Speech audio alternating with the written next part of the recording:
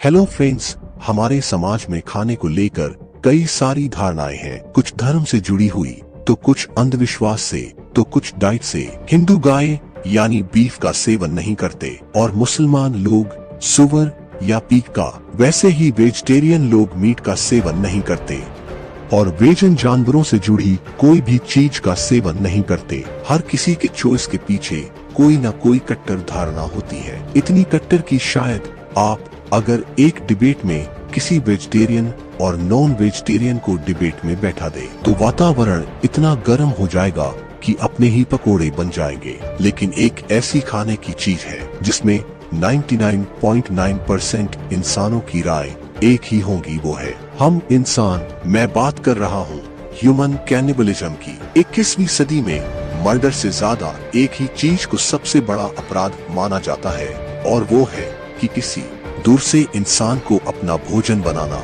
लेकिन आज से कई हजार साल पहले इंसान इसी तरह जीता था। निएंडरथल्स जो कि आज से लगभग 50,000 साल पहले इस धरती पे रहते थे, वो लोग सर्वाइवल के लिए एक दूसरे को ही खाते थे और उस वक्त ये आम बात थी। और अगर अभी हम अपने इतिहास में देखेंगे तो हम पाएंगे कि 20वीं सदी तक कैनिबलिज्म के कई इंसिडेंट इन्हीं पन्नों में छुपे हैं। चाहे वो फीजी या सुमात्रा के आदिवासी हो या फिर 1972 में एंडेस पहाड़ियों पर फंसे उरुग्वे की रग्बी टीम के मेंबर्स, बल्कि आज भी कुछ आदिवासियों के ट्राइब जैसे कि कोरोवाई कभी कभी अपने ट्राइब के सदस्य को ही अपना भोजन बना लेते हैं। लेकिन इतिहास का सबसे घिनौना और भयानक कैनिबलिज्म का चैप्टर 1933 में हुआ नजीनो कांड था, जब 3 महीने में 4000 से ज्यादा लोग कैनिबलिज्म का शिकार बन गए और अपनी जान खो बैठे। इस घटना ने कई मासूम की जानें ली थी और आज भी रशिया के लोग इस आइलैंड पर मरे लोगों की शांति के लिए एक फूलों की माला चढ़ाते हैं। इस कहानी की शुरुआत हुई 1933 में, जब रशिया के डिक्टेटर जोसेफ स्टेलिन ने लेबर कैंप में रहने वाले मुजरिमों को सुनसान सेटलमेंट में डिपोर्ट करने का फैसला लिया। इन सेटलमेंट में से एक था तोमस्क शहर से कुछ 500 किलोमीटर दूर ओबी नदी पर स्थित नजीनो आइलैंड। वो एक छोटा सा आइलैंड जिसकी लंबाई लगभग 3 किलोमीटर और चौड़ाई कुछ 600 मीटर थी। नजीनो आइलैंड एक छोटा सा कीचड़ भरा बेजान आइलैंड था, जहाँ ना पेड़ थे ना ही इंसान था, तो बस कीचड़ और चारों तरफ बहती ओबी नदी। और इसी आइलैंड पर 18 मई 1933 को लगभग 5000 डिपोटीज को लेकर एक नाव यहाँ आकर रुकी। इन डिपोटीज के साथ थे 2 कमांडर और लगभग 50 गार्ड्स, जिनका काम था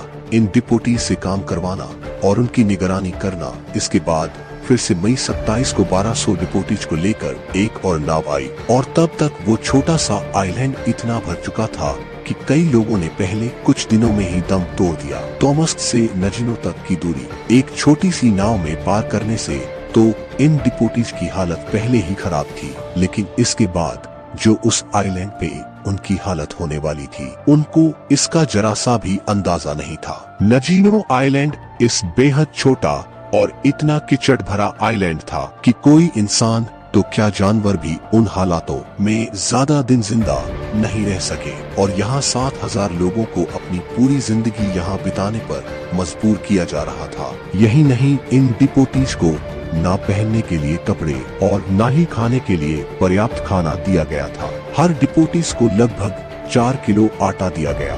ना उस आटे से कुछ भी बना पाने के लिए बर्तन, ना कोई दूसरी सामग्री थी। कुछ डिपोटीज ने लकड़ियों और टहनियों से नाव बनाकर भागने की कोशिश की, लेकिन या तो वो लोग ओबी नदी में डूबकर मर गए या फिर पकड़े जाने पर गार्ड्स ने उनको गोली मार दी। नजीनो आइलैंड एक जेल से भी बदतर था और यहाँ से भागने या निकल पाने का कोई रास्ता या उपाय नहीं था। ऐसे हालातों में उन डिपोटीज पर क्या गुजर रही होंगी, इसकी कल्पना भी नहीं की जा सकती। और असल में उन 3 महीनों में जो भी उस आइलैंड पर हुआ, वो किसी भी इंसान की कल्पना से बहुत दर्दनाक और भयंकर था। नजीनो पे मौजूद डिपोटीज ना खेती बाड़ी करना जानते थे और ना ही घास काटना। उनके पास आटा और पानी के सिवाय कुछ और नहीं था, तो लोगों ने मजबूरी में आटे को नदी के गंदे पानी में घोल के खाना शुरू कर दिया, जिसके कारण कई लोगों की डिसेंट्री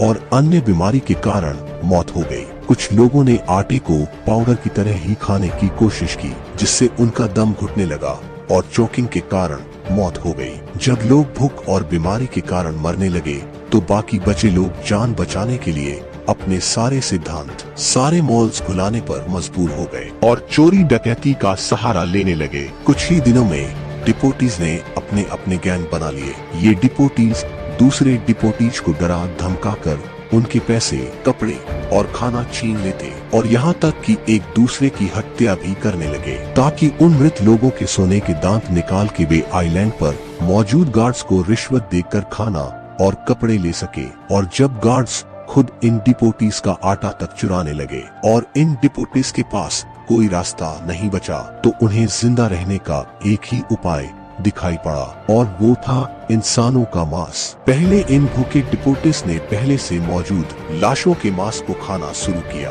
बाद में ये लाशें खत्म होने लगी, तब उन्होंने एक दूसरे को ही काट खाना शुरू कर दिया। देखते ही देखते डिपोटीज इतने पागल हो चुके थे कि वे लोगों मार ही इसीलिए रहे थे कि उन्हें अपना भोजन बना सके। औरतें और बच्चे इन आदमखोर डिपोटीज के सबसे पहले और आसान शिकार थे। वे इनका मुकाबला और अपनी सुरक्षा नहीं कर सकते थे। कई बार कुछ हट्टे कट्टे डिपोटीज नाव बनाकर उस आइलैंड से भाग जाने का लालच देकर कमजोर डिपोटीज को आकर्षित करते थे और ये कमजोर डिपोटीज उनके जाल में फंस जाते थे। तब ये खूंखार आदमखोर उनकी हत्या कर उनको काट खाते थे। नजीनो आइलैंड अब किसी बाहरी इंसान के लिए खतरे से खाली नहीं था। कोई बाहरी इंसान अगर उस आइलैंड पर किसी वजह से जाता था तो उसे केवल 3 प्रकार के लोग दिखाई पड़ते थे: खूंखार आदमखोर, घायल या मृत, और कोई भी बाहरी किस्मत वाला होता था। अगर आदमखोर उसके सिर्फ कुछ अंग काट कर खाके उसे बख्श देते थे। एक बार एक गार्ड बाहर अपने गर्लफ्रेंड के साथ घूम रहा था। वो बस उसे 2 मिनट छोड़कर गया था कि भूखे डिपोटीज ने उसको दबोच लिया और उसकी टांगों को काट खाया। उसके बाद वो उस लड़की को वहीं छोड़ आए जहां से उन्होंने उसे अगवा किया था। ऐसी ही एक घटना के बारे में तोमस्क शहर में रहने वाली थियोफिला बाइलेना ने प्रेस को बताया था। एक बार एक महिला डिपोटी को दूसरे जगह पे जाने से पहले उनके घर रात बिताने के लिए लाया गया था। इस महिला को चलने में बहुत दिक्कत हो रही थी। जब ये डिपोटी रात्र में सो रही थी तब उनकी होस्ट ने देखा कि उनकी टांगों के पीछे का मांस पूरी तरह से काट के निकाल दिया गया था, जिसके कारण उन्हें बहुत ठंड लग रही थी। जब थियोफिला ने पूछताछ की तो उस डिपोटी ने कहा कि ये मेरे साथ उस मौत के आइलैंड पर हुआ। मेरे टांगों के मांस को उन आदमखोरों ने काट डाला और पकाकर खा लिया। बाद में एक ही महीने के अंदर वहां मौजूद गार्ड्स ने 50 से ज्यादा डिपोटीज को आदमखोरी के इल्जाम में गिरफ्तार किया था। जून अगस्त तक उस आइलैंड पर करीबन 6,700 डिपोटीज लाए गए थे, जहां से केवल 2,000 डिपोटीज ही जिंदा बच के निकल पाए थे, जिनमें सिर्फ 300 लोग ही चल फिर पाने की हालत में थे।